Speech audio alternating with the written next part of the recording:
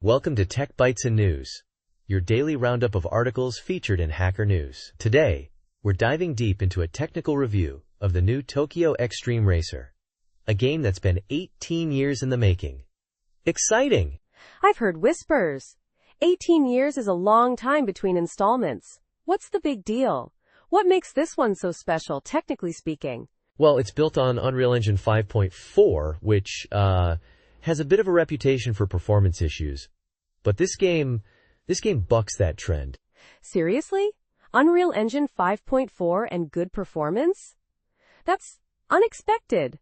What kind of hardware are we talking about here? The reviewer tested it on a GTX 1070, a card that's a few years old now. And he got a stable 60 FPS at 1080p with a mix of high and ultra settings. Amazing! Whoa! That's impressive. So it's not just playable, it's actually performing well on older hardware. What were the key settings that made the difference? He found that the game is incredibly scalable. The graphics options are extensive, and he highlighted the importance of understanding the interplay between anti-aliasing, upscaling, and the individual settings like shadows, reflections, and global illumination. He even experimented with Lumen, Unreal's ray tracing tech. Lumen? On a GTX 1070? I'm intrigued. Did it work well? It did, but it came at a performance cost.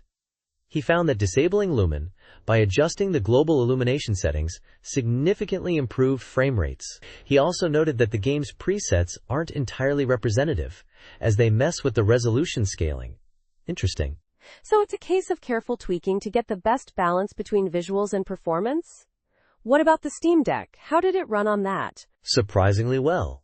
On low settings, it maintained a solid 60 FPS. He even managed to bump some settings up to medium without too much trouble. Great news for portable gaming. However, there's a minor issue. The game currently stutters when it drops below 60 FPS, making lower refresh rate modes unusable. That's a shame about the lower refresh rate issue, but overall, it sounds like a very well-optimized game.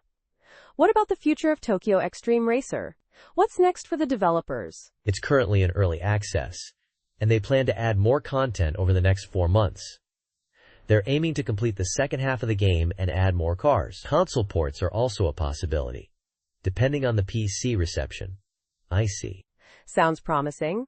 This review certainly paints a positive picture. A well-optimized Unreal Engine 5.4 game that runs well on older hardware and even on the Steam Deck? Impressive! Thanks for breaking it down for us. My pleasure. And that's all the time we have for today's Tech Bytes and News. Thanks for listening, and we'll catch you next time. Goodbye. Bye-bye.